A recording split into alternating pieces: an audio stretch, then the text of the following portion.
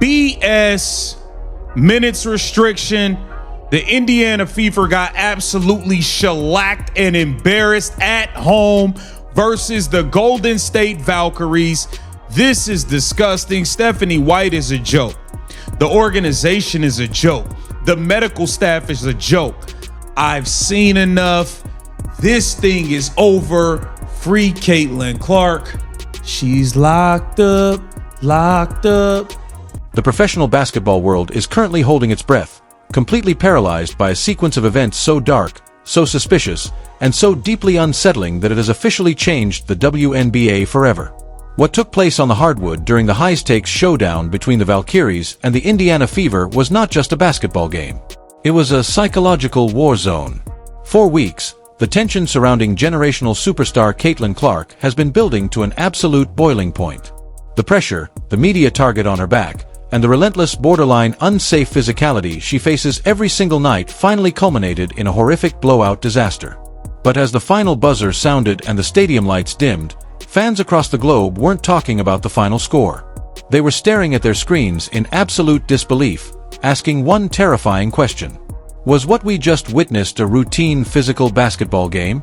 Or was it a calculated top-own internal betrayal designed to break the league's biggest superstar? The whispers have officially turned into a roaring storm. The silence from the front office is deafening. And when you connect the dots of what happened right before Caitlin stormed off the court, a deeply disturbing story begins to surface. Caitlin Clark has the worst whistle in the league. But they allowed her that emotion. This was a drive-in right here. Was not called a foul.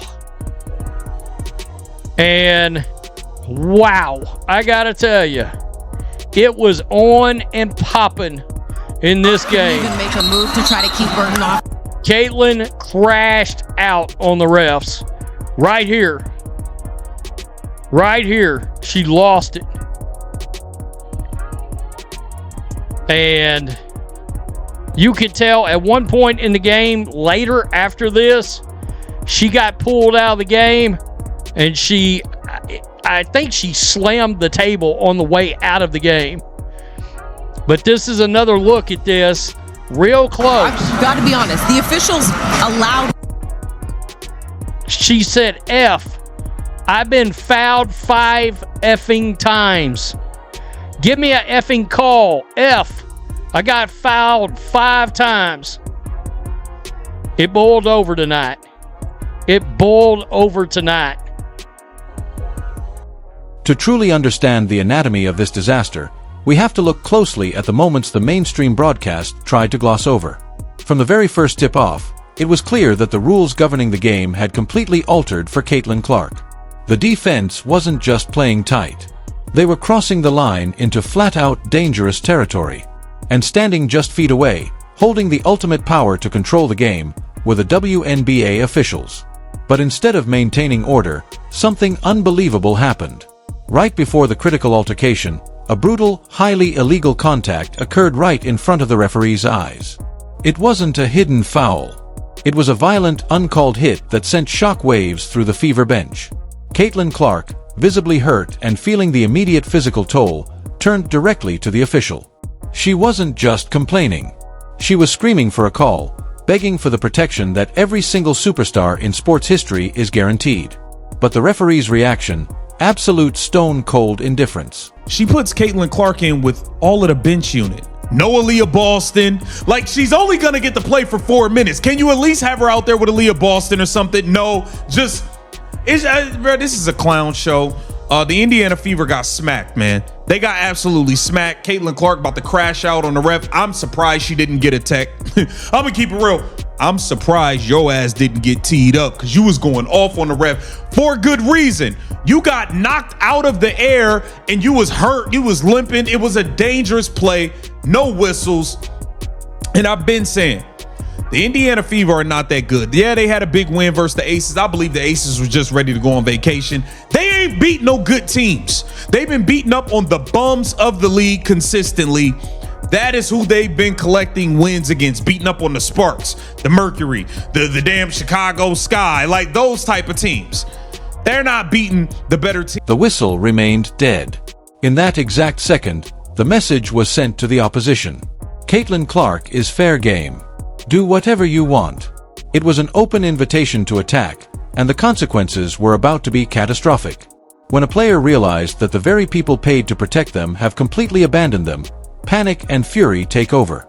That is the exact moment we witnessed the Caitlin Clark crash out. Driven by raw adrenaline, immense pain, and the terrifying realization that she was completely on her own, Clark's composure shattered.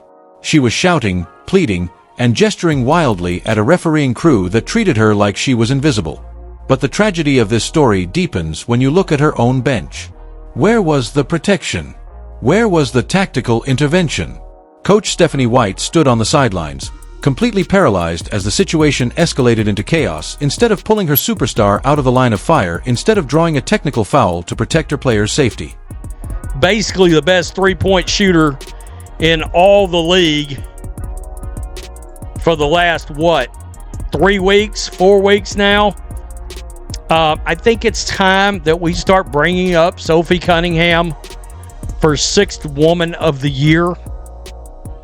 I think she's right there. I think she's right there. Guys, this is a tough game. This was a tough game to watch. You can feel, it felt like as we was watching Caitlin Clark's emotion on the court tonight, that all the pressure, all the no calls, all the drama with the other players in the league, the Alyssa Thomas thing, we can go all the way back. Marina Mabry, Kennedy Carter, Angel Reese clotheslining. Caitlin Clark, you got Chelsea Gray claiming that Caitlin Clark fans are calling her the N-word when there was no proof that that guy had any connection to Caitlin Clark. The fans, Indiana Fever, none of that. And then Caitlin Clark has to have all that put on her. And she's dealing with that. I mean, there was no reason for the insinuation of that to be on Clark, but that's what was done. And it's clear that I do not believe that this organization and Caitlin Clark are going to work out. I don't believe that. Or it's going to be a her or them scenario. Stephanie White, Lynn Dunn, Kelly Krauskopf, goodbye. Clean house. Bring in somebody new. Or Caitlin Clark gets traded. One of the two. But you combine everything. They have taken this force that came into the league and they have regulated her to the third option on this team. The coaching staff allowed an already injured, visibly compromised Caitlin Clark to stay on the floor. The result, the opposition took full advantage of the chaos, launching a ruthless offensive that turned a competitive game into a humiliating blowout loss. The physical toll was too much. Overwhelmed by frustration and blinding pain, Clark finally stormed off the court, leaving an empty void where the team's spirit used to be. The aftermath of this game has triggered an unprecedented crisis inside the WNBA front office. The public outrage has reached such a chaotic level that the league could no longer hide behind standard public relations statements. A storm of intense scrutiny has targeted the officiating crew, forcing a dramatic shift behind closed doors. Rumors are exploding that a prominent WNBA referee has officially broken her silence, privately cracking under the pressure of the immense backlash. There was no reason for the insinuation of that to be on Clark, but that's what was done. And it's clear that I do not believe that this organization and Caitlin Clark are going to work out. I don't believe that. Or it's going to be a her or them scenario. Stephanie White, Lynn Dunn, Kelly Krauskopf, goodbye. Clean house. Bring in somebody new. Or Caitlin Clark gets traded. One of the two. But you combine everything. They have taken this force that came into the league And they have regulated her to the third option on this team. Caitlin effing Clark has been regulated to the third mother effing option on this team. That's pretty wild to say. But that's what's happened here. All right? That's what's happened. And I think you're seeing it boiling over now. I'm going to say this out loud. I brought it up in the Ben Daniel Podcast TV chat tonight. I said, Caitlin Clark's got the leverage. Caitlin Clark's got the power. She is the most popular women's sports athlete in the world. She's got the power and the leverage. Caitlin's been all class. Caitlin has got to be able to walk into that office and start kicking ass and taking names. Tell me what you think. Oh, there'll probably be some folks that don't like my video tonight. I'm just calling it like I see it. I'm sorry, but if I own this franchise, this team would be built around Caitlin Clark. The league is currently facing an internal nightmare because the narrative of an accidental missed call is completely falling apart. When industry experts analyze the timeline, the referee's complete refusal to engage during the altercation looks less like an error and more like an intentional choice. The demands for immediate suspensions are echoing from every corner of the sports world. Fans are demanding to know why a referee who completely ignored a superstar safety is still allowed to wear the uniform. The pressure is so immense that high-level insiders confirm the league is preparing to make an example out of someone before the public boycott completely ruins the WNBA's historic momentum. We are no longer just watching sports. We are watching a corporate empire under total siege. Caitlin Clark's historic rise was supposed to elevate the entire league, but instead it has exposed a bitter, deeply rooted resentment from the old guard. I'll take the chow mein with the fried rice with some orange chicken and a bit of that Angus steak that y'all got. That is what Caitlin Shin came off the bench and did to Ty Harris. Single-handedly took this game over in the second half. The refs are bums. Yo, look, man, this league is ridiculous. Caitlin Clark can't get a foul call to save her damn life. She's getting knocked out of the air. All types of stuff. All types of stuff. No foul calls. I mean, it's just ridiculous. Stephanie White was completely out-coached by Natalie Nakase. Natalie Nakase put a hell of a plan together. Kelsey Mitchell couldn't get it going. Caitlin Clark couldn't get it going, but for vastly different reasons, okay?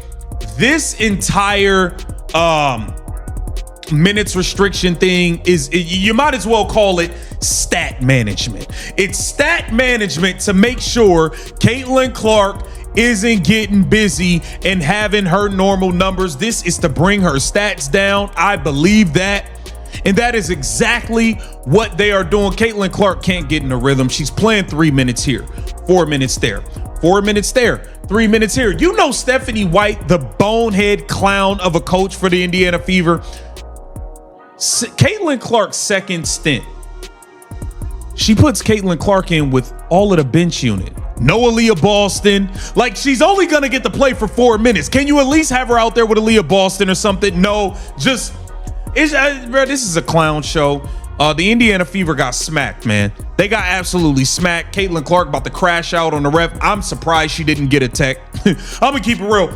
I'm surprised your ass didn't get teed up because you was going off on the ref for good reason. You got knocked out of the air and you was hurt. You was limping. It was a dangerous play. No whistles.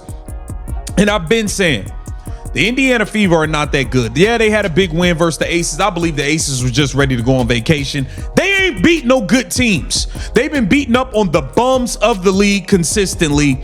That is who they've been collecting wins against, beating up on the Sparks, the Mercury, the damn Chicago. The combination of blind referees, silent coaches, and a hostile environment has created a toxic ecosystem where the league's most valuable asset is being hung out to dry. The Indiana Fever franchise is now standing at a historic crossroads. Will they finally stand up and aggressively protect their generational icon? Or will they continue to let internal sabotage and corrupt officiating dictate the future of Caitlin Clark's career? The war for the future of women's basketball has reached a point of no return, and the truth can no longer be suppressed. Make sure you smash that subscribe button, hit the notification bell, and drop your thoughts in the comments below. Right now, because the fallout from this game is just getting started and you cannot afford to miss what happens.